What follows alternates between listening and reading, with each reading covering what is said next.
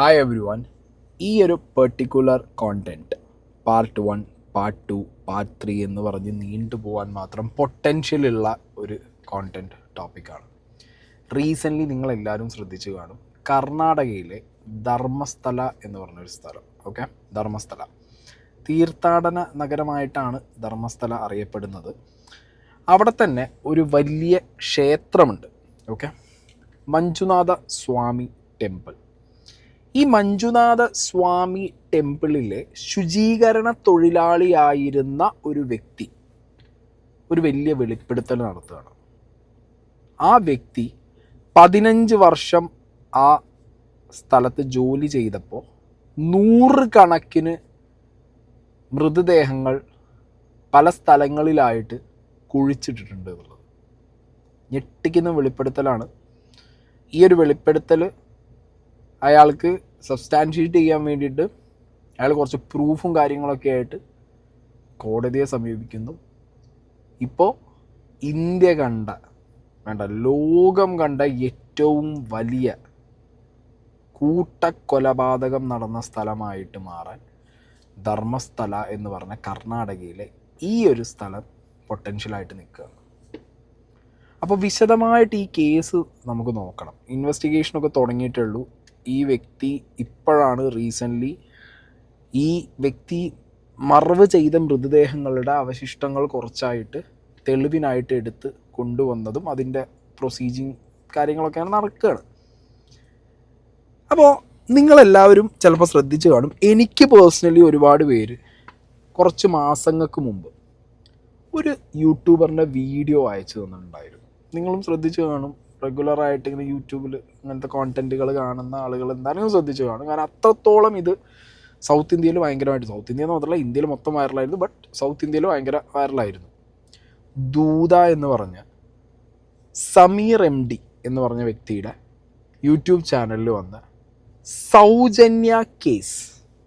Okay, ഈ ഒരു particular video ആണ് ഇതിൻ്റെയൊക്കെ ഒരു തുടക്കമായിട്ട് വരുന്നത്. ഇപ്പോൾ ഈ ശുചീകരണ തൊഴിലാളി വന്ന് പറയുന്ന ഈ ഞെട്ടിക്കുന്ന വെളിപ്പെടുത്തൽ, 100-ൽ കൂടുതൽ മൃതദേഹങ്ങൾ 15 വർഷത്തിനുള്ളിൽ ഈ വ്യക്തി പല സ്ഥലങ്ങളിലായി കുഴിച്ചിട്ടു. അത് ആർക്ക് വേണ്ടി? ആരാണ് ഇവരെയൊക്കെ ഇല്ലാതാക്കിയത്? എങ്ങനെയാണ് ഈ ശുചീകരണ തൊഴിലാളി ഇത് ചെയ്തത് എന്നുള്ളതിലേക്കൊക്കെ ഒന്നും വേണ്ട. ഈ ശുചീകരണ തൊഴിലാളി ഇത്ര വർഷങ്ങൾക്ക് ശേഷം വന്നിങ്ങനെ ഒരു വെളിപ്പെടുത്തൽ, ഒരു കുറ്റസമ്മതം നടത്താൻ തന്നെ കാരണം ദിസ് പെർട്ടിക്കുലർ വീഡിയോ. അപ്പോൾ നമുക്ക് ആദ്യം നോക്കേണ്ടത് ഈ വിഷയം, ഞാൻ പറഞ്ഞല്ലോ, ഒറ്റ പാർട്ട് 1 ആയിട്ട് ഇവിടെ കഴിയില്ല. ഇതൊരു 2-3 പാർട്ടായിട്ടാണ് ഞാൻ ചെയ്യാൻ പോകുന്നത്. ആദ്യം നമ്മൾ മനസ്സിലാക്കേണ്ടത് സൗജന്യ കേസ് എന്താണെന്നാണ്. എന്നിട്ട് ധർമ്മസ്ഥലയിലെ ഇപ്പോൾ ഈ പറഞ്ഞ ഈ ശുചീകരണ തൊഴിലാളി വെളിപ്പെടുത്തൽ, ഈ വിഷയങ്ങളിലേക്ക് നമുക്ക് അടുത്തൊരു വീഡിയോയിൽ പോവാം. ഞാൻ ഫസ്റ്റ് തുടങ്ങുന്നത് തന്നെ സൗജന്യ കേസിനെ കുറിച്ച് സമീർ MD ദൂത എന്ന് പറഞ്ഞ ചാനലിൽ ഇപ്പോൾ ആ വീഡിയോ ഇല്ല. ആ വീഡിയോ ഇട്ടതിന് ശേഷം മില്യൺ വ്യൂസ് പോയതിന് ശേഷം ഈ വ്യക്തിക്കെതിരെ കേസും കാര്യങ്ങളൊക്കെ വന്നതിന് ശേഷം ആ വീഡിയോ റിമൂവ് ആയിട്ടുണ്ട്. ബട്ട് ആ വീഡിയോ എൻ്റെ കയ്യിലുണ്ട്. ഞാൻ സമീറുമായിട്ട് ആ ടൈമിൽ, ഓക്കെ, ഈ വീഡിയോ വന്ന സമയത്ത് എനിക്ക് കുറേ പേര് ബ്രോ ഈ വീഡിയോ ചെക്കൗട്ട് ചെയ്യുമെന്ന് പറഞ്ഞ സമയത്ത് സമീറുമായിട്ട് സംസാരിച്ചിട്ടുണ്ടായിരുന്നു. അന്ന് എടുത്ത് വെച്ചുകൊണ്ട് ആ വീഡിയോ എപ്പോഴും എൻ്റെ കയ്യിലുണ്ട്. ബിക്കോസ് എനിക്ക് അന്നേ ഒരു സംശയം ഉണ്ടായിരുന്നത് എന്തോ വലിയ സംഭവത്തിൻ്റെ തുടക്കം എന്നുള്ളത്. ഞാൻ അന്ന് മുതൽ തന്നെ ഈ ഒരു വിഷയത്തിൽ സംസാരിക്കുന്ന സമീറിനെ പോലുള്ള കുറേയധികം കന്നഡ ചാനലുകളുണ്ട്. അവർ വിടാതെ ഇതിൻ്റെ പിന്നിലുണ്ടായിരുന്നു ഈ സൗജന്യ കേസിൻ്റെ. അപ്പോൾ അതിങ്ങനെ അപ്ഡേറ്റ്സ് എടുത്ത് ഞാൻ വെക്കാറുണ്ട്. ഇപ്പോൾ അത് ഭയങ്കര യൂസ്ഫുള്ളായി. ഓക്കെ, അപ്പോൾ ഈ വിഷയം ഞാൻ അധികം അങ്ങനെ നമ്മുടെ യൂട്യൂബ് ചാനലുകളൊന്നും സംസാരിച്ച് കണ്ടിട്ടില്ല. നമ്മുടെ ന്യൂസ് ചാനലുകളാണെങ്കിൽ തന്നെ ഈ ധർമ്മസ്ഥലയിൽ നടന്ന ഈ ഒരു വൻ വെളിപ്പെടുത്തലിനെ കുറിച്ചിട്ടുള്ള ന്യൂസുകൾ വളരെ കുറച്ചാണ് കൊടുത്തിട്ടുള്ളത്. 24 ന്യൂസിൽ വന്ന ഈ ഒരു വെളിപ്പെടുത്തലിനെ കുറിച്ച് പറയുന്ന ഒരു ചെറിയ ബ്രീഫിംഗ് ഞാനിവിടെ പ്ലേ ചെയ്തിട്ട് നമുക്ക് സമീറിൻ്റെ ദൂത ചാനലിൽ വന്ന സൗജന്യ കേസ് തുടക്കം മുതൽ നോക്കാം. സൗജന്യ കേസ് ഈ 100 കണക്കിന് ആളുകളെ കൊന്നു കുഴിച്ചിട്ടു എന്നുള്ള ഇയാളുടെ വെളിപ്പെടുത്തലിലെ ഒരു കേസ് മാത്രമാണ്. ഈ ശുചീകരണ തൊഴിലാളി പറഞ്ഞ കൊന്നതാരാന്നുള്ളതില്ല, ഇയാളാണ് കുഴിച്ചിട്ടത്. ഈ ശുചീകരണ തൊഴിലാളിയാണ് കുഴിച്ചിട്ടത്. ഇയാൾ പറയുന്ന 100 കണക്കിന് കേസുകളിൽ ഒരു കേസ് മാത്രമാണ് സൗജന്യ കേസ്. ബട്ട് സൗജന്യ കേസാണ് ഇതിലേക്കൊക്കെ കാര്യങ്ങൾ എത്തിച്ചത്. ഓക്കെ, അപ്പം ആദ്യം നമുക്ക് ഒരു ചെറിയ ബ്രീഫിങ് ന്യൂസിൽ വന്നത്. ഇത് ഈ ധർമ്മസ്ഥല ക്ഷേത്രത്തിലെ ശുചീകരണ തൊഴിലാളിയാണ്. ഇയാൾ 10 വർഷം മുൻപ് ഇവിടെ നിന്ന് പോയതാണ്. അതിനു മുൻപ് ഒരു 15 വർഷം ഇദ്ദേഹം അവിടെ ജോലി ചെയ്തിരുന്നു. പ്രധാനമായിട്ടും ഈ നേത്രാവതി നദിയുടെ അതിൻ്റെ ഒരു തീരത്തൊക്കെയും ശുചീകരണ പ്രവർത്തനം നടത്തി വന്ന ഒരു ശുചീകരണ തൊഴിലാളിയാണ്. അപ്പോൾ ഇദ്ദേഹം പറയുന്നതനുസരിച്ചാണെങ്കിൽ അവിടുത്തെ സൂപ്പർവൈസറുടെ നിർദ്ദേശപ്രകാരം 100 കണക്കിന് സ്ത്രീകളുടെ മൃതദേഹം ഇദ്ദേഹം മറവ് ചെയ്തിട്ടുണ്ട്. പല സമയത്തായി, പ്രത്യേകിച്ചും രാത്രികളിലാണ് ഇത്തരത്തിൽ ഒരു മൃതദേഹം മറവ് ചെയ്യാനുണ്ട് എന്നുള്ള പേരിൽ തന്നെ വിളിക്കും. അങ്ങനെയാണ് താൻ പോയി മൃതദേഹങ്ങൾ മറവ് ചെയ്തിട്ടുള്ളത് എന്ന് ഇയാൾ പറയുന്നു. 15 വർഷം അവിടെ ജോലി ചെയ്തിട്ടുണ്ട്. ആ കാലയളവിലാണ് ഇത്തരത്തിലുള്ള സംഭവം നടന്നത്. അതിൽ 13 വയസ്സുള്ള സ്കൂൾ വിദ്യാർത്ഥിയുടെ അടക്കം മൃതദേഹം താൻ മറവ് ചെയ്തിട്ടുണ്ട്. പല സ്ഥലങ്ങളിലായി കുഴിച്ചിട്ടു എന്നാണ് ഇയാൾ പറയുന്നത്. അത് തന്നെയാണ് പോലീസിനെ ഏറ്റവും അധികം കുഴയ്ക്കുകയും ചെയ്യുന്നത്. കാരണം ആദ്യം ഈ കേസ് എടുക്കുന്നതിൽ തന്നെ ഒരു നിയമപ്രശ്നം ഉണ്ടാകുമെന്ന് പോലീസ് കണ്ടു. അതിനുശേഷം കോടതിയെ സമീപിച്ചതിന് ശേഷം മാത്രമാണ് ഒരു കേസ് എടുത്തിരിക്കുന്നത്. അപ്പോൾ എത്രത്തോളം ഈ വെളിപ്പെടുത്തലിൽ ആധികാരികത ഉണ്ട് എന്ന് മനസ്സിലാക്കണം. ഇയാൾ പറയുന്നതനുസരിച്ചാണെങ്കിൽ തന്നെ വലിയ കുറ്റബോധം വേട്ടയാടുന്നുണ്ട്. തനിക്ക് ഉറങ്ങാൻ കഴിയുന്നില്ല. 10 വർഷം മുൻപ് ഈ നാട് തന്നെ വിട്ടുപോയതാണ്. കുടുംബമടക്കം താൻ ഇവിടെ നിന്ന് പോയി. പക്ഷേ ഇപ്പോഴും തനിക്കൊരു മനസ്സമാധാനം ലഭിക്കുന്നില്ല എന്ന് കണ്ടുകൊണ്ട് ഇവരുടെ ഒക്കെയും ഈ അസ്ഥികളൊക്കെ കുഴിച്ചെടുത്ത് അത് മതപരമായ ചടങ്ങുകൾ നടത്തിക്കൊണ്ട് അതിനൊരു ഇത് നടത്തണം എന്നുള്ളതാണ് പറഞ്ഞു വെക്കുന്നത്. എങ്കിൽ മാത്രമേ തനിക്ക് ഇവർക്ക് മോക്ഷം ലഭിച്ചാൽ മാത്രമേ തനിക്കൊരു സമാധാനം ഉണ്ടാവുകയുള്ളൂ എന്ന് പറഞ്ഞുകൊണ്ടാണ് ഇദ്ദേഹം കോടതിയെ സമീപിക്കുന്നത്. ഇതാണ് ഇപ്പോൾ മലയാളം ചാനലുകളിൽ വരുന്ന ചെറിയൊരു ബ്രീഫിംഗ്. ന്യൂസ് 18 ഇതിൻ്റെ പിന്നാലെ പിടിച്ചിട്ടുണ്ട്. പിന്നെ നമ്മുടെ മനാഫില്ലേ, ലോറി ഉടമ മനാഫ്, അർജുൻ വിഷയത്തിലെ മനാഫ് ധർമ്മസ്ഥലയിൽ ചെന്നിട്ട് കുറച്ച് വീഡിയോസൊക്കെ ചെയ്യുന്നുണ്ട്. അതിൻ്റെയൊക്കെ വേറൊരു വേർഷൻ, അതൊക്കെ ഇപ്പോൾ കറൻ്റ്ലി ഉള്ള സംഗതിയാണ്. അതൊക്കെ നമുക്ക് അടുത്തൊരു പാർട്ടിൽ ഇൻക്ലൂഡ് ചെയ്തിട്ട് ഞാൻ ചെയ്യാം. ഇപ്പോൾ നമ്മൾ നോക്കുന്നത് സമീർ ചെയ്ത ദൂത ചാനലിൽ വന്ന ഈ പെർട്ടിക്കുലർ കേസ്, അതായത് ഇതിലേക്കെല്ലാം ഈ തുറന്നു പറച്ചിലേക്കെല്ലാം എത്തിയ സൗജന്യ കേസിൻ്റെ സമീറിൻ്റെ വീഡിയോ നമുക്ക് ഡീറ്റെയിൽ ആയിട്ടൊന്ന് ഞാൻ മലയാളത്തിൽ നിങ്ങൾക്ക് മാക്സിമം പറഞ്ഞു തരാൻ വേണ്ടി എനിക്ക് അറിയുന്ന പോലെ ഞാൻ ശ്രമിക്കുന്നുണ്ട്. Let see. ബിക്കോസ് ഞാൻ കുറച്ച് കാലം ബാംഗ്ലൂർ ആയതുകൊണ്ട് കുറച്ചൊക്കെ കന്നഡ നിങ്ങൾക്ക് പറഞ്ഞു തരാൻ പറ്റും. കന്നഡ നന്നായിട്ട് അറിയുന്നവർ എൻ്റെ വീഡിയോ കാണുകയാണെങ്കിൽ സമീർ പറഞ്ഞ പോർഷൻസിനകത്ത് ഞാൻ പറഞ്ഞതിൽ എന്തെങ്കിലും വ്യത്യാസം ഉണ്ടെങ്കിൽ നിങ്ങൾക്ക് എന്ത് ചെയ്യാം, കമൻറ്റ് ബോക്സിലിടാം. അത് ആളുകൾക്ക് ഹെൽപ്ഫുൾ ആവും. അപ്പോൾ നമുക്ക് സൗജന്യ കേസ് എങ്ങനെയാണ് ഉണ്ടായതെന്നും അതെങ്ങനെയാണ് അട്ടിമറിച്ചതെന്നുള്ളതും ഒക്കെ നമുക്ക് ഡീറ്റെയിൽ ആയിട്ട് നോക്കാം. ഈ വീഡിയോ ഇപ്പോൾ എനിക്ക് തോന്നുന്നു 1-2 വേറെ ഏതൊക്കെയോ ചാനലുകളിൽ ഉണ്ട് തോന്നുന്നു. ബട്ട് ഇപ്പോൾ ഇത് ഇൻ്റർനെറ്റിൽ ഇല്ല, കുറവാണ്. ഓക്കെ, വന്ന സമയത്ത് ഭയങ്കര വ്യൂവർഷിപ്പ് പോയി, പിന്നെ കേസായി റിമൂവ് ചെയ്ത വീഡിയോ ആണ്. Let's see.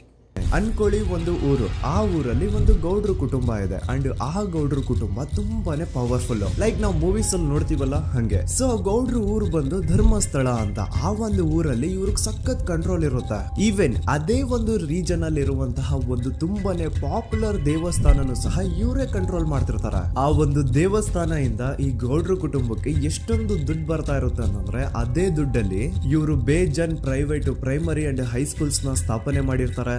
ಬೇಜನ್ private medical colleges ಇರ್ತವೆ ಅಂಡ್ ಬೇಜನ್ ಪ್ರೈವೇಟ್ ದೊಡ್ಡ ಹಾಸ್ಪಿಟಲ್ಸ್ ಇರ್ತವೆ. ഓക്കെ, ഇതാണ് ഈ ഗൗഡർ കുടുംബത്തിൻ്റെ ഒരു ബ്രീഫിങ് ഇവിടെ സമീർ പറഞ്ഞു തുടങ്ങുന്നത്. ഈ എല്ലാ വിഷയങ്ങളും ചുറ്റിപ്പറ്റി പോകുന്നത് ധർമ്മസ്ഥല എന്ന് പറഞ്ഞ ഈ പെർട്ടിക്കുലർ സ്ഥലത്തുള്ള ഒരു ടെമ്പിൾ, ഞാൻ നേരത്തെ പറഞ്ഞ ഒരു ടെമ്പിളിനെ ചുറ്റിപ്പറ്റിയിട്ടാണ് എല്ലാ വിഷയങ്ങളും നടക്കുന്നത്. ആ ടെമ്പിൾ കൈകാര്യം ചെയ്യുന്നത് മഞ്ജുനാഥ സ്വാമി ടെമ്പിൾ ധർമ്മസ്ഥലയിൽ കൈകാര്യം ചെയ്യുന്നത് ഒരു ഗൗഡർ ഫാമിലിയാണ്. ഓക്കെ, ഈ ഇന്ത്യയിലെ നിയമം വെച്ച് ഹിന്ദുക്കളുടെ അമ്പലങ്ങളൊക്കെ ഗവൺമെൻറ് മോണിറ്ററിങ് എന്താണെങ്കിലും ഉണ്ടാവും. അവിടെ വരുന്ന പൈസ, അതിൻ്റെ കണക്ക് കാര്യങ്ങളൊക്കെ ഗവൺമെൻറ് മോണിറ്ററിങ് വരണം. അതേപോലെ ഈ ധർമ്മസ്ഥലയിലുള്ള ഈ ഒരു പെർട്ടിക്കുലർ മഞ്ജുനാഥ ടെമ്പിളിനെ ചുറ്റിപ്പറ്റിയിട്ട് ഭയങ്കര പൈസ വരുന്നുണ്ട്.